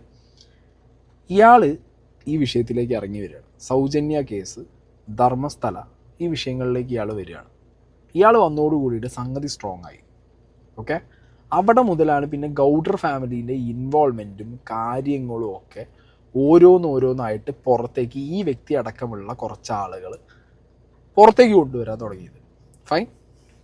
ಎವ್ರಿ ಇಯರ್ ಸೌಜನ್ಯನ ಬರ್ತ್ಡೇ ಇದ್ದಾಗ ಅಥವಾ ತಿಥಿ ಇದ್ದಾಗ ಅವಳನ್ನ ನೆನೆಸ್ಕೊಂಡು ಅವಳ ಹೆಸರಲ್ಲಿ public protest and student protest ನಡೀತಾನೆ ಇರ್ತವೆ. ಸೊ ಒಂದು ದಿನ ಈ ಒಂದು ಪ್ರೊಟೆಸ್ಟ್ ಗಳ ನ್ಯೂಸ್ ಗಿರೀಶ್ ಮುಟ್ಟಣ್ಣನವರ ಗಮನಕ್ಕೆ ಬರುತ್ತೆ. ಯಾರು ಈ ಗಿರೀಶ್ ಮುಟ್ಟಣ್ಣನವರ ಅಂದ್ರೆ ಇವರು very honest X police man. ನೀವು ನಂಬಲ್ಲ, ಇವರು ಪೊಲೀಸ್ ಆಫೀಸರ್ ಇದ್ದಾಗ ಪಬ್ಲಿಕ್ ಅಲ್ಲಿ ಒಬ್ಬ MLA ಹೊಡೆದಿರ್ತಾರ. ಅಷ್ಟೇ ಅಲ್ಲ, ಪೊಲೀಸ್ ಡಿಪಾರ್ಟ್ಮೆಂಟ್ ಅಲ್ಲಿ ಕರಪ್ಷನ್ ಇದೆ, ಕರಪ್ಷನ್ ಇದ್ದಿದ್ ಕಡೆ ನಾನ್ ಇರಲ್ಲ ಅಂತ ಹೇಳ್ಬಿಟ್ಟು ತಮ್ಮ ಪೊಲೀಸ್ ಡ್ಯೂಟಿನ ಬಿಟ್ಬಿಟ್ಟು ಈಗ ಸಮಾಜದಲ್ಲಿ ಏನೇ ಅನ್ಯಾಯ ಆಗಿದ್ರು ಅದ್ರ ಅಗೇನ್ಸ್ಟ್ ವಾಯ್ಸ್ ರೈಸ್ ಮಾಡ್ತಿದ್ದಾರೆ. ಸೊ ಈ ಗಿರೀಶ್ ಮುಟ್ಟಣ್ಣನವರಿಗೆ ಸೌಜನ್ಯ ಕೇಸ್ ಬಗ್ಗೆ ಗೊತ್ತಾದಾಗ ಅವ್ರಿಗೆ ಈ ಕೇಸು ತುಂಬಾನೇ ಕಾಡುತ್ತೆ. ಅಲ್ಲ, ಇಷ್ಟೊಂದು ವರ್ಷಗಳಾಗೋಯ್ತು ಆ ಹುಡುಗಿ ಜೊತೆ ಅನ್ಯಾಯ ಆಗಿ, ಸ್ಟಿಲ್ ಈ ಒಂದು ಕೇಸ್ನ ಕನ್ಕ್ಲೂಷನ್ ಸಿಕ್ತಿಲ್ವಲ್ಲ, ಏನ್ ನಡೀತಿದೆ ಧರ್ಮಸ್ಥಳದಲ್ಲಿ ಅರ್ಥ ಆಗ್ತಿಲ್ವಲ್ಲ ಅಂತ ಈ ಗಿರೀಶ್ ಅವರು ತಮ್ಮ ಹಳೆ ಪೊಲೀಸ್ ಕಾಂಟ್ಯಾಕ್ಟ್ಸ್ ನ ಯೂಸ್ ಮಾಡ್ಕೊಂಡು ಆ ಸೌಜನ್ಯ ಕೇಸ್ ಫೈಲ್ ನ ಒಂದು ಕಾಪಿನ ತಮ್ಮ ಹತ್ರ ತರಿಸ್ಕೋತಾರ. ಆ ಒಂದು ಕೇಸ್ ಫೈಲ್ ಅಲ್ಲಿ ಸೌಜನ್ಯ ಬಗ್ಗೆ ಅಷ್ಟೇ ಅಲ್ಲದೆ ಸಂತೋಷ್ ರಾವ್ ಬಗ್ಗೆನೂ ಇನ್ಫಾರ್ಮೇಶನ್ ಇರುತ್ತೆ. ಅಂಡ್ ಗಿರೀಶ್ ಅವರು ಸಂತೋಷ್ ಬಗ್ಗೆ ಇರುವಂತಹ ಇನ್ಫಾರ್ಮೇಶನ್ ನೋಡ್ತಾ ಇರ್ಬೇಕಾದ್ರೆ ಅವರು ಒಂದು ವಿಷಯನ ನೋಟಿಸ್ ಮಾಡ್ತಾರ. ಅದೇನಂತಂದ್ರೆ ಪೊಲೀಸ್ ಅವರು ಸಂತೋಷ್ ರಾವ್ನ ಬರೀ ಸೌಜನ್ಯ ಕೇಸಲ್ಲಿ ಒಂದೇ ಫಿಟ್ ಮಾಡಿರಲ್ಲ, ಸೌಜನ್ಯ ಸಾಯೋಕ್ಕಿಂತ 20 ದಿನ ಹಿಂದೆ ಧರ್ಮಸ್ಥಳದಲ್ಲೇ ನಡೆದಿರುವಂತಹ ಒಂದು ಕ್ರೈಮ್ ಅಲ್ಲಿನೂ ಸಹ ಸಂತೋಷ್ ರಾವೇ ಆರೋಪಿ ಅಂತ ಮೆನ್ಷನ್ ಮಾಡಿರ್ತಾರೆ. ഈ വീഡിയോയിൽ ഞാൻ നേരത്തെ പറഞ്ഞ കാര്യങ്ങളാണ് സമീർ പറഞ്ഞുകൊണ്ടിരിക്കുന്നത്. അതിൽ തന്നെ ഈ ഗൗഡർ ഫാമിലിൻ്റെ ഇൻവോൾവ്മെൻറ്റിലേക്ക് കാര്യങ്ങൾ എത്തുന്നത് ഈ ഗിരീഷ് എന്ന് പറഞ്ഞിട്ടുള്ള ഈ വ്യക്തി വന്നതിന് ശേഷമാണ്. ഈ വ്യക്തി പോലീസ് ഫയലുകൾ എടുക്കുന്നു. സന്തോഷ് റാവു എന്ന് പറഞ്ഞ വ്യക്തി അയാൾ എങ്ങനെയാണ് ഈ കേസിലേക്ക് വന്നത്, അല്ലെങ്കിൽ പോലീസുകാരെങ്ങനെയാണ് അയാളെ ഈ കേസിലേക്ക് ഇട്ടത് എന്നുള്ളതൊക്കെ ഡീറ്റെയിൽ ആയിട്ട് പഠിക്കുന്ന സമയത്താണ് ഗിരീഷ് റാവിന് ഒരു കാര്യം മനസ്സിലായത്. ഈ സൗജന്യ കേസിൽ മാത്രമല്ല പോലീസുകാർ സന്തോഷ് റാവുവിനെ പേര് കൊണ്ടുപോയിട്ട് പ്രതിയാക്കി വിട്ടിട്ടുള്ളത്. ഇതേ ധർമ്മസ്ഥലത്ത് സൗജന്യ മരിക്കുന്നതിന് 20 ദിവസം മുമ്പ് നടന്ന വേറൊരു കൊലപാതകത്തിലും സന്തോഷ് റാവുവിനെ അവിടുത്തെ ബെൽത്തങ്കടി പോലീസുകാർ പ്രതിയാക്കിയിട്ടുണ്ട്. ആ ഒരു കേസിൻ്റെ ബാക്ക്ഗ്രൗണ്ടിൽ ചെന്ന് നോക്കുമ്പോഴാണ് ഗൗഡർ ഫാമിലിയിലേക്ക് കാര്യങ്ങൾ കൃത്യമായിട്ട് പോകുന്നത്. ആ കേസ് എന്താണ്, എങ്ങനെയാണെന്നുള്ളത് സമീറിൻ്റെ വീഡിയോ ഞാൻ പ്ലേ ചെയ്യാം. അത് കഴിഞ്ഞ് ഞാൻ ഡീറ്റെയിൽ ആയിട്ട് നിങ്ങൾക്ക് പറഞ്ഞുതരാം. ನೋಡಿ, ಧರ್ಮಸ್ಥಳದಲ್ಲಿ ಮಾಫಿಯಾ ಕೈಂಡ್ ಆಫ್ ನಡೆಸ್ತಿರುವಂತಹ ಒಂದು ವೆರಿ ಪವರ್ಫುಲ್ ಗೌಡ್ರು ಕುಟುಂಬ ಇದೆ. ಇವ್ರ ಹತ್ರ ಬೇಜನ್ ಆಸ್ತಿ, ಬೇಜನ್ ದುಡ್ಡು, ಬೇಜನ್ ಪವರ್, ಬೇಜನ್ ಇನ್ಫ್ಲೂಯೆನ್ಸ್ ಎಲ್ಲಾನು ಇದೆ. ಆ ಊರಲ್ಲಿ ಈ ಗೌಡ್ರು ಕುಟುಂಬದ್ದು ಎಷ್ಟೊಂದು ಕಂಟ್ರೋಲ್ ಇದೆ ಅಂತಂದ್ರೆ ಅವ್ರನ್ನ ಎದುರು ಹಾಕೊಳ್ಳೋರೆ ಯಾರು ಇಲ್ಲ. ಅಂಡ್ ಈ ಒಂದು ಗೌಡ್ರು ಕುಟುಂಬ ಒಂದು ಪ್ರೈವೇಟ್ ಟ್ರಸ್ಟ್ ಹೆಸರಲ್ಲಿ ಒಂದು ವೆರಿ ಪಾಪ್ಯುಲರ್ ದೇವಸ್ಥಾನನ ಸುಮಾರು ವರ್ಷಗಳಿಂದ ತಲೆ ಮಾರುಗಳಿಂದ ನಡ್ಸ್ಕೊಂಡ್ ಬಂದಿರ್ತಾರ. ಅದೇ ಒಂದು ದೇವಸ್ಥಾನದಲ್ಲಿ 60 ವರ್ಷ ವಯಸ್ಸಾಗಿರುವಂತಹ ನಾರಾಯಣ ಅನ್ನೋ ಒಬ್ಬ ವ್ಯಕ್ತಿ ಮಾವುತನಾಗಿ ಕೆಲಸ ಮಾಡ್ತಿರ್ತಾನೆ.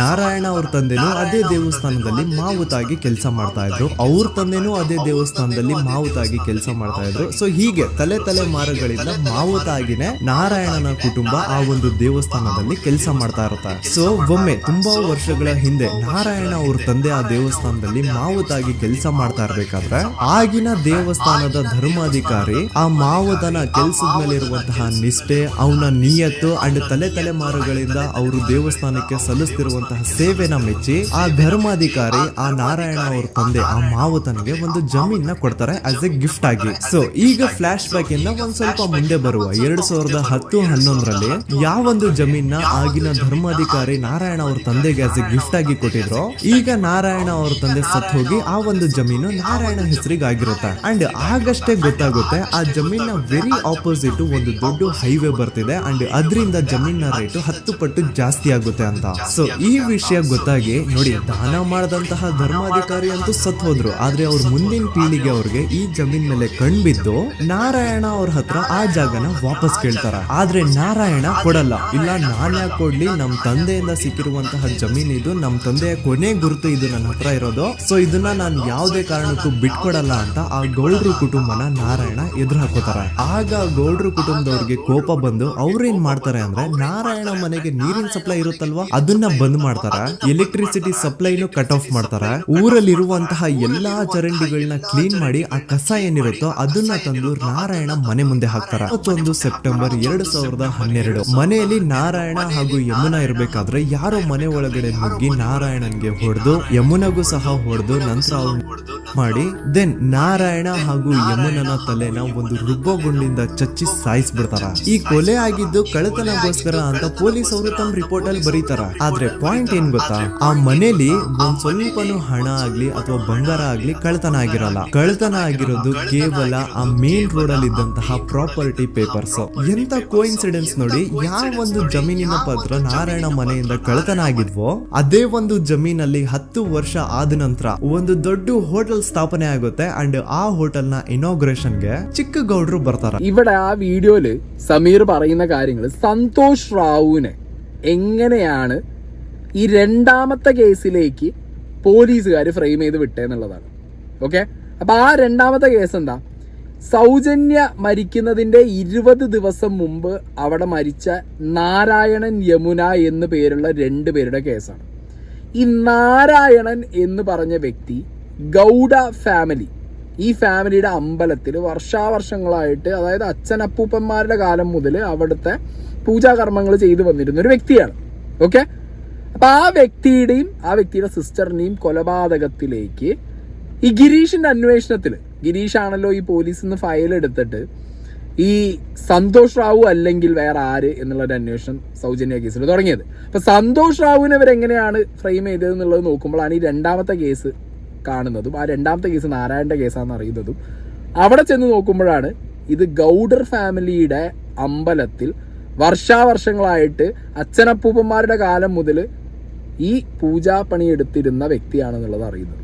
അപ്പൊ ഒന്നും കൂടി ഡീപ്പായിട്ട് സെർച്ച് ചെയ്ത സമയത്ത് ഗിരീഷിന് ഒരു കാര്യം മനസ്സിലായി, ഈ പറഞ്ഞ നാരായണന്റെ കൊലപാതകം എന്ന് പറയുന്നത് ഈ ഗൗഡർ ഫാമിലിയായിട്ട് റിലേറ്റ് ചെയ്തിട്ടാണ്. കാരണം ഗൗഡർ ഫാമിലിയിൽ ഗൗഡറിന്റെ അച്ഛൻ്റെ അച്ഛൻ ഈ നാരായണന്റെ അച്ഛൻ്റെ അച്ഛന് ആ നല്ല രീതിയിലുള്ള പൂജാകർമ്മങ്ങളും കാര്യങ്ങളൊക്കെ ഈ അമ്പലത്തിന് ചെയ്തു കൊടുക്കുന്നതിൻ്റെ ബേസിസിൽ സ്ഥലം പതിച്ചു കൊടുത്തിട്ടുണ്ടായിരുന്നു, ഫ്രീ ആയിട്ട് സ്ഥലം കൊടുത്തിട്ടുണ്ടായിരുന്നു.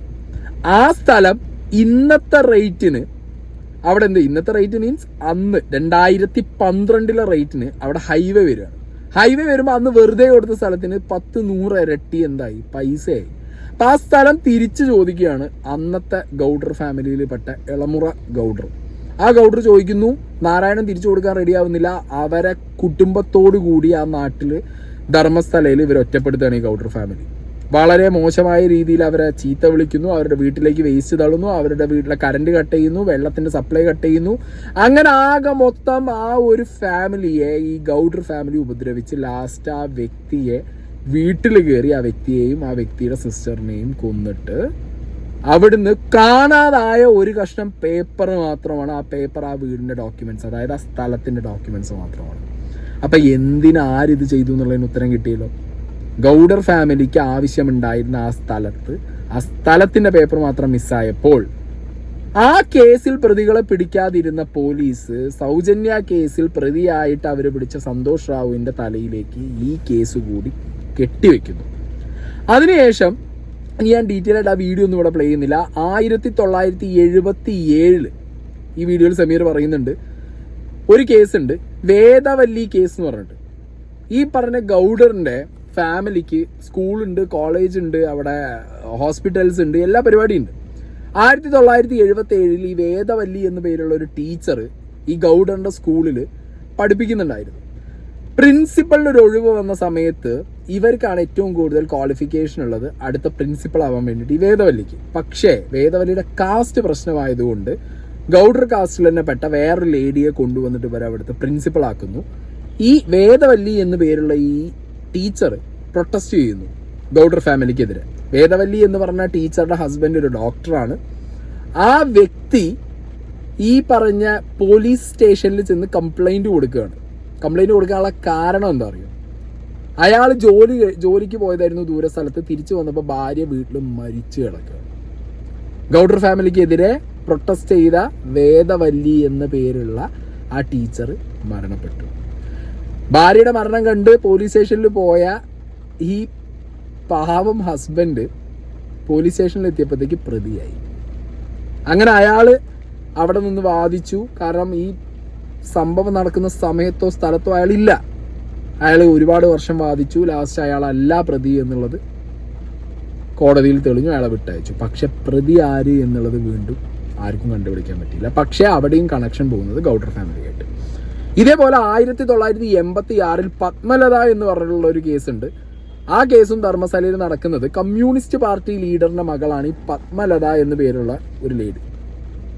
ഈ കമ്മ്യൂണിസ്റ്റ് പാർട്ടി നേതാവിൻ്റെ പേര് എവിടെയും കൊടുത്തിട്ടില്ല. ഈ കമ്മ്യൂണിസ്റ്റ് പാർട്ടി നേതാവ് വീഡിയോ ഇടുന്നുണ്ട്. ഈ കമ്മ്യൂണിസ്റ്റ് പാർട്ടി നേതാവ് അവിടെ ഗൗഡർ ഫാമിലി എലക്ട് ചെയ്ത് വിട്ട ഒരു വ്യക്തിക്കെതിരെ ഓപ്പോസിറ്റ് നിന്ന് മത്സരിച്ചു. മത്സരത്തിൽ നിന്ന് പിന്മാറണം എന്ന് ഗൗഡർ ഫാമിലി പറഞ്ഞ സമയത്ത് ഇയാൾ മത്സരത്തിൽ നിന്ന് പിന്മാറില്ല എന്ന് പറഞ്ഞതിൻ്റെ അടിസ്ഥാനത്തിൽ ഈ കമ്മ്യൂണിസ്റ്റ് പാർട്ടി ലീഡറിൻ്റെ മകളായ പത്മലതയെ 1986 56 ദിവസം തട്ടിക്കൊണ്ടുപോയി ടോർച്ചർ ചെയ്ത് കൊന്നുകളഞ്ഞു. അതും നിങ്ങളൊന്ന് ആലോചിച്ച് നോക്ക്. 56 ദിവസത്തിന് ശേഷം നേത്രാവതി പുഴയുടെ തീരത്ത് നിന്നാണ് ഈ ലേഡിയുടെ പത്മലത എന്ന് പറഞ്ഞ ലേഡിയുടെ ബോഡി കിട്ടുന്നത്. മനസ്സിലായോ? അപ്പം ഈ ഗൗഡർ ഫാമിലി ആയിട്ട് ബന്ധപ്പെട്ട എല്ലാവരെയും, അവർക്കെതിരെ നിൽക്കുന്ന, അവർക്ക് ഓപ്പോസിറ്റ് നിൽക്കുന്ന, അവരുടെ ചൊൽപ്പടിക്ക് നിൽക്കാത്ത എല്ലാവരെയും അവർ തീർത്ത് കളയും. ആൻഡ് ഇത് മാത്രമല്ല, 2001 ഈ ധർമ്മസ്ഥലയിൽ ഫിനാൻസ് ബാങ്കുകൾ ഉണ്ടാവില്ല, അങ്ങനെ 2 ബാങ്കുകൾ ഉണ്ടായിരുന്നു. ഒന്നൊരു കോപ്പറേറ്റീവ് ബാങ്കാണ്. ആ ബാങ്കിലൊരു മാനേജർ ഉണ്ടായിരുന്നു. വളരെ സത്യസന്ധ നല്ലവനായ മനുഷ്യൻ, വളരെ കുറഞ്ഞ റേറ്റിൽ ആളുകൾക്ക് പൈസ കൊടുക്കുന്ന ഒരു വ്യക്തി. പക്ഷേ അവിടെ നാട്ടിൽ ഗൗഡർ ഫാമിലിക്കും ഒരു ബാങ്ക് ഉണ്ട്, പട്ടിപ്പലിശയ്ക്ക് കൊടുക്കുന്ന തീവട്ടിപ്പലിശയ്ക്ക് കൊടുക്കുന്ന ഒരു ബാങ്ക്. അപ്പോൾ അതേ ഇൻട്രസ്റ്റിൽ സാധാരണക്കാർക്ക്, അതായത് തീവട്ടിപ്പലിശയ്ക്ക് നിങ്ങളും കൊടുത്താൽ മാത്രമേ ബാങ്ക് നടത്തിയാൽ മതി എന്ന് പറഞ്ഞിട്ട് ഗൗഡർ ഫാമിലി അവിടെ പോയിട്ട് ഭീഷണിപ്പെടുത്തുന്നു. മാനേജർ അതിന് റെഡി ആവാത്തത് കൊണ്ട് ആ മാനേജറെ അവരെന്ത് ചെയ്തു? ഈ നേരത്തെ പറഞ്ഞ ആ ഒരു ഡോക്ടർ ഹസ്ബൻഡിന് വന്ന ഗതി തന്നെ മാനേജർക്കും വന്നു. അയാളുടെ ഭാര്യയെയും ഇവർ തീർത്ത് കളയുന്നു. ഭാര്യ മരിച്ചു കിടക്കുന്നത് കണ്ട് പോലീസ് സ്റ്റേഷനിലേക്ക് പോയ ബാങ്ക് മാനേജർ വീണ്ടും പ്രതിയാവുന്നു. ആ കേസും എവിടെയും എത്താതെ ലാസ്റ്റ് ബാങ്ക് മാനേജർ പ്രതിയല്ല എന്നുള്ള കാര്യങ്ങൾ പുറത്ത് വന്നതിന് ശേഷം പിന്നെ ആരാണ് അവിടെ ആ കൊലപാതകം, ബാങ്ക് മാനേജറുടെ ഭാര്യയെ കൊന്നത് ആര് എന്നുള്ള ചോദ്യം ഉത്തരം കിട്ടാതെ നിൽക്കുന്നു. അങ്ങനെ ധർമ്മസ്ഥലയിൽ സൗജന്യ കേസ് മുതൽ അക്കമിട്ട് നിരത്തി പറഞ്ഞ പല കേസുകളും, അതിൽ മലയാളി കുട്ടികളടക്കം ഫാമിലി അടക്കമുള്ള കുറേ ആളുകൾ, അതിപ്പോൾ ഈ സ്ത്രീകളും ഉണ്ട്, ഇതിൽ മരിച്ചുപോയ കുറേ പുരുഷന്മാരും ഉണ്ട്, ഇവർക്കെതിരെ നിന്നവരെയൊക്കെ ഇവർ തട്ടിയിട്ട് ഈ ഗൗഡർ ഫാമിലി കുഴിച്ചിടാൻ വേണ്ടിയിട്ട് അന്ന് ആ ഒരു പ്രോസസ്സിൻ്റെ ഭാഗമായിട്ട് ഇവർ ഏറ്റെടുത്തത് ഈ ശുചീകരണ തൊഴിലാളിയാണ് എന്നുള്ള രീതിയിലാണ് ഇപ്പോൾ കാര്യങ്ങൾ മാറിക്കൊണ്ടിരിക്കുന്നത്.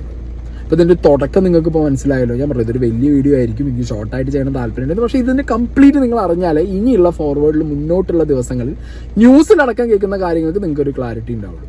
ഇനി ഞാനൊരു വീഡിയോ ഈ വിഷയത്തിൽ ചെയ്യാം. അത് ഇപ്പോൾ വന്ന ശുചീകരണ തൊഴിലാളിയുടെ ഒരു ബാക്ക്ഗ്രൗണ്ട്, അയാൾ എങ്ങനെയാണ് അവിടെ ശുചീകരണ തൊഴിലാളിയായി എത്തിയതെന്നും എങ്ങനെയാണ് അയാൾ ഈ ഒരു കാര്യങ്ങളൊക്കെ ചെയ്തതെന്നും എങ്ങനെയാണ് അയാൾ തിരിച്ചു വന്നിപ്പോൾ ഈ കാര്യങ്ങളൊക്കെ പറയാനുണ്ടായ ഒരു സംഭവം ഉണ്ടായെന്നുള്ളതൊക്കെ സെമീറിൻ്റെ ഒരു വീഡിയോ ഉണ്ട്. ഞാൻ ഡീറ്റെയിൽ ആയിട്ട് വേറൊരു വീഡിയോയിൽ പറയാം. ഓക്കെ, അപ്പോൾ just wait for the next part.